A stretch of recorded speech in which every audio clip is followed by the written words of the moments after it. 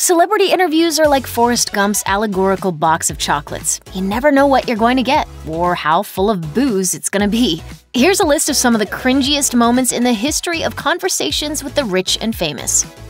Rapper Cardi B is known for her, shall we say, unfiltered approach to life. This is after all the woman who once said to Juliana Rancic on the Grammys red carpet, "I'm feeling good, I'm feeling nervous, overwhelmed, everything." You feel it all right now. I feel it all, butterfly in my stomach and vagina. So with that in mind, imagine how Jimmy Fallon, the overly excitable host of The Tonight Show, was in her presence.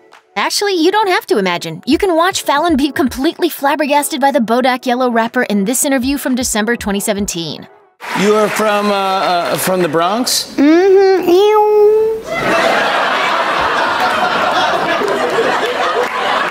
Thanks to Cardi B's preference for peppering everything she says with bizarre sound effects, Fallon was constantly thrown off his game, stopping several times to pause and collect himself.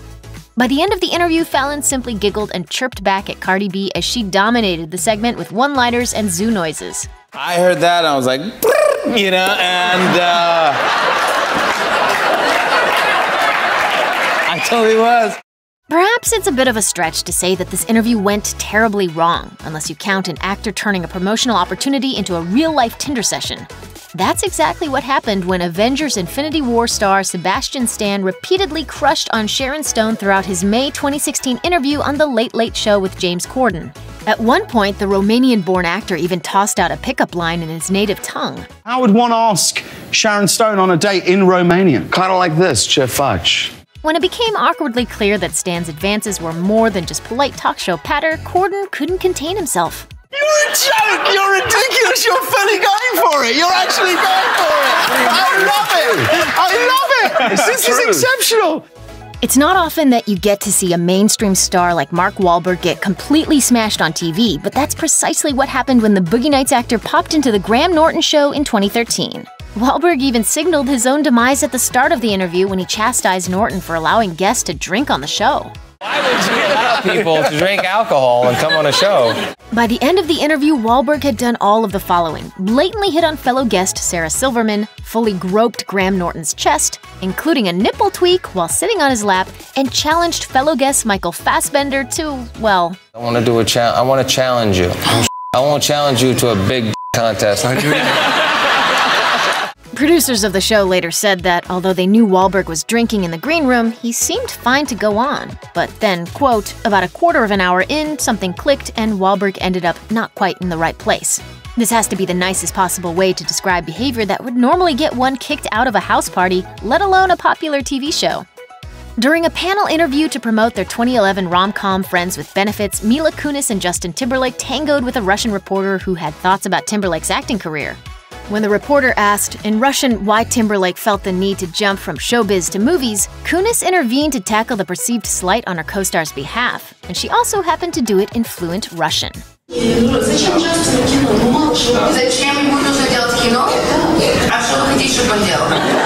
When the reporter continued her strange line of questioning, asking, "Isn't showbiz enough?" Kunis shot back,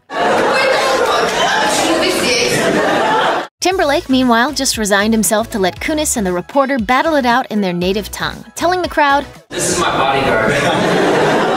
In 1988, singer James Brown was accused by his wife, Adrienne, of subjecting her to a terrifying domestic assault. Shortly after he bonded out of jail following his arrest for the incident, Brown did a completely bonkers interview on CNN. How did all of this trouble begin? Living in America. Instead of addressing the very serious charges he faced, Brown proceeded to sing, ramble incoherently, and at one point get out of his seat and start to dance. Perhaps the most unbelievable part of the segment is when the interviewer actually asked Brown about his then-pending divorce proceedings. I understand you already have started divorce proceedings. Does that mean that you're now eligible? Yes, I'm eligible. I'm singing. I want to mingle. And the interview got weirder from there. Why do you think that is? You I look smell good. I feel good. And you sing good. And make love good. Oh. Absurd doesn't even begin to describe the whole scenario, which was so insane that comedian Jordan Peele did a verbatim version of it a few years ago. It actually wasn't the single awkward question about plastic surgery that turned a Megyn Kelly Today interview with actress Jane Fonda into a full-blown train wreck, but rather the lasting feud it ignited afterwards. Granted, Fonda's ice-cold glare at Kelly was about as cringeworthy as daytime TV gets. You admit you've had work done, which I think is to your credit, but you look amazing. Why did you say, I read that you said you felt you're not proud to admit that you've had work done? But it was her subsequent shading of the talk show host that cranked this thing up to 11. In multiple interviews after the glare seen round the internet, Fonda would reference how much she disliked Kelly's line of questioning. I was just stunned. It was so inappropriate. You know, it showed that she's not that good an interviewer. She even returned to Today and jabbed at Kelly again, eliciting shocked responses from Kelly's colleagues.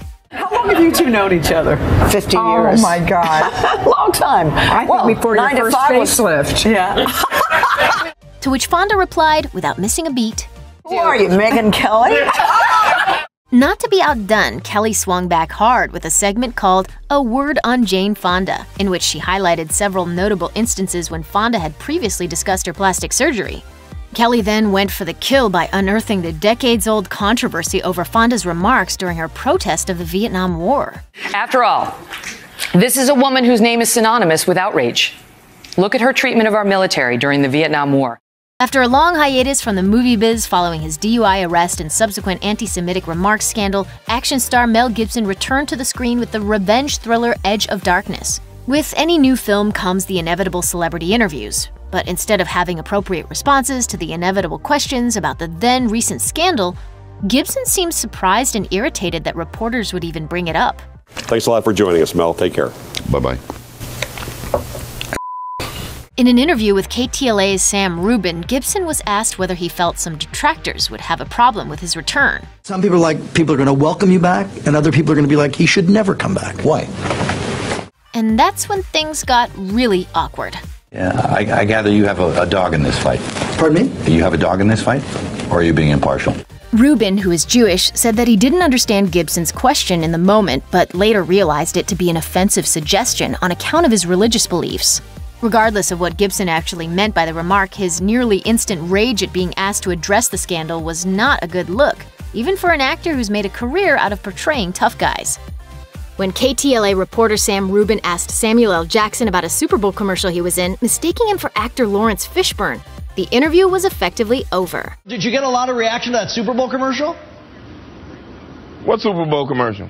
Although he attempted to track back to the intended RoboCop promo, Rubin was well aware of what he'd done, saying after the interview, "That is a tape now that I believe is now going to have a life all of its own." You're right. But in a separate interview of his own, Fishburne told Strombo he actually gets mistaken for Jackson all the time. Woman from Texas came up and interrupted the interview. And I don't mean to bother you, but can I have your autograph, Mr. Jackson? Fishburne did what any self-respecting star would do, saying, I wrote, blah, blah, blah, Sam Jackson. Yeah. Fortunately, Fishburne is a good sport about the whole thing. People used to confuse Al Pacino and Dustin Hoffman. It's not a bad problem to have. Not at all. UK reporter Krishnan Gurumurthy, who's made a name for himself as a button pusher, got on Robert Downey Jr.'s bad side in 2015 by digging up Downey's widely known rocky past. I don't know how comfortable you are, talking about yourself at the moment. You have as much time as anyone else will. After a series of awkwardly personal questions about Downey's so-called dark times, Downey had had enough. I really don't. What are we doing? The normally congenial star abruptly ended the interview, calling Gurumurthy a schmuck on his way out the door. It's just getting a little dinosaur in your... No, look, I don't want to do that. During a later Howard Stern appearance, the actor was less diplomatic when reliving the uncomfortable moment, saying of Gurumurthy, "You know what? You're weirding me out. You are a bottom-feeding muckraker." He then added, "That is more than likely a syphilitic parasite. And I need to distance myself from this clown." To add insult to injury, the tense interview with Gurumurthy occurred during a press event for Avengers: Age of Ultron, during which news outlets were reportedly allotted 5 to 10-minute slots with the stars for the expressed purpose of promoting the film. We're pretty sure Marvel would rather have the tentpole star of its cinematic universe talking about how cool it is to be Iron Man, instead of, say, the time he got arrested for heroin possession. Krishnan Gurumurthy got himself pummeled with return fire from director Quentin Tarantino after attempting to draw a corollary between violent films, like Tarantino's, and mass shootings. But why it's okay to go into a movie and enjoy the violence? Yeah, well, it's a movie. It's a fantasy. It's a fantasy. It's not real life. The interview took place during promotion for the director's Django Unchained, which has no shortage of violence.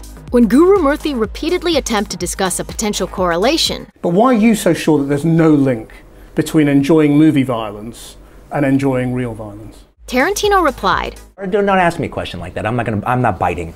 I refuse your question. For his part, Tarantino made it abundantly clear that he'd already spoken on the subject at length since the start of his career, and that his only intention for Guru Murthy's interview was to sell his movie. His final response on the matter? I'm shutting your butt down. And that's While promoting Now You See Me, Jesse Eisenberg sat down with Romina Puga for a segment of the show, Say My Name.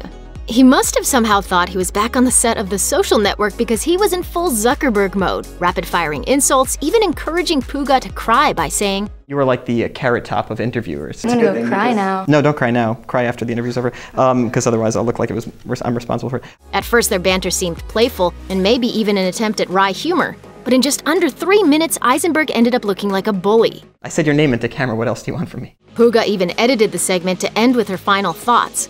Such a jerk. Even then, fans wondered if it was a failed gag or an actual train wreck of an interview. Puga answered that question with a Tumblr post that confirmed Eisenberg was indeed not very nice. She wrote, "When the 5-minute interview, more like self-esteem butchering, was finally over, I went behind a curtain to wait for the memory cards from the interview. I peeked around the curtain to ask Jesse about his neighborhood in New York, and he immediately says, 'You're still here?'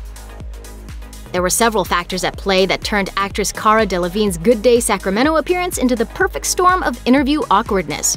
First, there was her introduction as Carla. Cara Delevingne is in the movie. She joins us live from New York City to talk about Paper Towns. Cara, good morning. Then, along with a satellite delay that blew any attempts at jokes, the Good Day hosts asked vaguely insulting questions like this one. Did you get a chance to read it, or do you even have time to sit and read? These days you're so busy. No, I never read the book or the script, actually. I kind of winged it. By just under the 3-minute mark, it was the interviewers, sensing what they thought was attitude coming from Delevingne, who decided to throw in the towel. We'll let you go then. How about that? We'll let you go take a little nap, maybe get a Red Bull. How about that? The satellite feed was cut, and the hosts decided Carla's bad mood was the problem. She was in a mood. Delevingne took to Twitter in her own defense, writing, "Some people just don't understand sarcasm or the British sense of humor." Wondering about the creepiest possible way a male celebrity can have a conversation with a female interviewer? Vin Diesel's got your answer. My God, I love her. Look how beautiful she is. Thank you. God, wow, man. Diesel actually professed his inappropriate love several times while speaking with YouTube personality Carol Moera to promote XXX, Return of Xander Cage. God, you're so beautiful. God, she's so beautiful, man. Am I right or wrong? Look at her. How am I supposed to do this interview? Moreira later told E! News, "I did not like it. At the time, I did not know how to react, but you will see that I was uncomfortable. It was not nice that he interrupted my work." Diesel's best attempt at an apology was to post the uncut version of the interview on Facebook, writing, "As you all know, I try to keep my interviews playful and fun, especially when I am in the Xander zone. But if I offended anyone, then let me apologize, because that is never my intention." Need an added layer of gross to the story? Diesel did all of this in spite of having a longtime girlfriend, Paloma Jimenez, with whom he shares 2 daughters. Unfortunately for UK radio personality Jamie Edwards, his morning show enthusiasm was no match for Bruce Willis's well-known pretension when it comes to an uncomfortable promotional interview for Red 2. Alongside Mary Louise Parker, Willis approached each of Edwards' questions with an increasing level of boredom and disgust. I can imagine you doing like the whole Route 66 thing one day. I'm thinking about driving right now. I can hardly keep my mind on this interview. Afterward, Edwards explained to the HLN that he was simply trying to get a soundbite to use for promotional purposes for his radio station. He got it when Willis, out of the blue, made a joke about ending his own life. So how would you sell me the film then? What would you say that is the best part about the film? I would slash my hooves. But hey, no interview is a bad interview when it comes to going viral. This one just seems to have absolutely taken the world by storm. Comedian and talk show host Chelsea Handler isn't one to hold back, and she certainly pulled no punches during a 2014 interview with Piers Morgan, when she literally told the British host, "You're a terrible interviewer." And the awkwardness only grew from there during the curiously amicable interview. Handler repeatedly slagged Morgan over everything from his short attention span to his unfunny Twitter. You're so funny sometimes. You're so funny sometimes I forget to laugh. To his decision to end the whole thing by showing her footage of George Zimmerman signing autographs at a gun show. Thank you. Thanks for ending on such a high note. Try and end on a smile, something nice. You're so handsome. That'll do. But the whole interview was overshadowed by the announcement 1 month prior that Morgan's show was being canceled just 3 years after taking over for his longtime CNN predecessor, Larry King. And in case you're wondering, Handler brought that up too. When Morgan protested that he only stops paying attention to his guests when they're uninteresting, Handler said, Well, maybe that's why your job is coming to an end. When the late legendary comedian Joan Rivers was promoting her book in 2014, a CNN interview went off the rails when Frederica Whitfield repeatedly focused on Rivers' media controversies from the past. On the cover of your book, you're wearing a fur, and you knew that there would probably be animal rights activists. You know, this whole interview is becoming a defensive interview. No! Whitfield keeps pushing, but finally Rivers has enough. You know, I'm going. I really am going because all you have done is negative. When Whitfield, who later claimed she thought the whole thing was a joke, acts shocked that Rivers is upset, Rivers lets her have it. Stop it with, and you do this, and you're mean, and you're that. You are not the one to interview a person who does humor. Sorry. In a September 2005 episode of Too Late with Adam Carolla, Carolla recognizes that his guest, Steve-O, is basically too hammered to function and tries to calm him down. Steve has had a couple of glasses of Chardonnay. And I will tell you, bitch. All right. Steve. Instead, Steve-O tries to tackle Carolla out of his chair, screams repeated obscenities, and smashes his foot through a glass coffee table, cutting himself in the process. So, we'll get security. It's actually pretty sad to watch, considering it's a public display of regrettable addict behavior, but thankfully, Steve-O has, as of March 2018, enjoyed a decade of sobriety.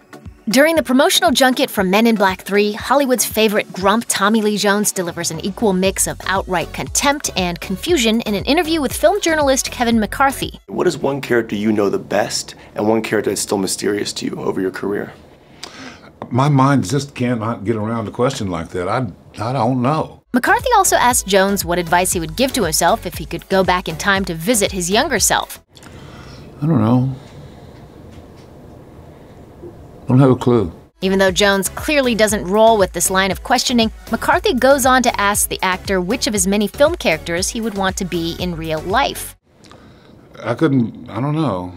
Those characters are all imaginary. I want to be real. During their 2009 tour of Canada, Billy Bob Thornton's band, the Boxmasters, did an interview with Radio Q.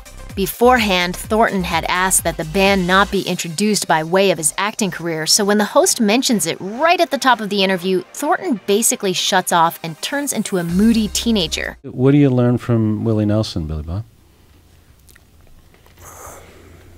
I've never met him. You guys don't really hang out on tour? You don't know what I mean? No. He seethes, sulks, and curses his way through every question. Did Willie choose you guys to come on tour with him? I don't know. Right. All right. And then he finally reveals why he's behaving this way. Are you reacting to the fact that I said... Yeah, I am. Since you're instructed not to talk about like that, yeah, I am reacting to that, yeah. To cap off the interview, Thornton gives an insulting description of what it's like to perform for Canadian rock audiences. It's mashed potatoes with no gravy, you know what I'm saying? The interview went viral, and according to The Star, after an angry Toronto crowd rejected Thornton's attempt to explain himself, the Boxmasters canceled their remaining Canadian tour dates. None of the previous contentious interviews even come close to what happened between the then 2020 reporter John Stossel and former WWF wrestler Dave Dr. D. Schultz. After a clearly agitated Schultz answers a few questions, Stossel tells Schultz that he thinks pro wrestling is fake. You think it's fake? What's that? Is that fake? Huh? What the hell's wrong with you? That's open hand slap, huh? You think it's fake? Stossel later claimed he had permanent ear damage from the assault. According to the New York Times, Schultz was fined and suspended by the New York State Athletic Commission. Stossel was supposedly paid a $425,000 settlement.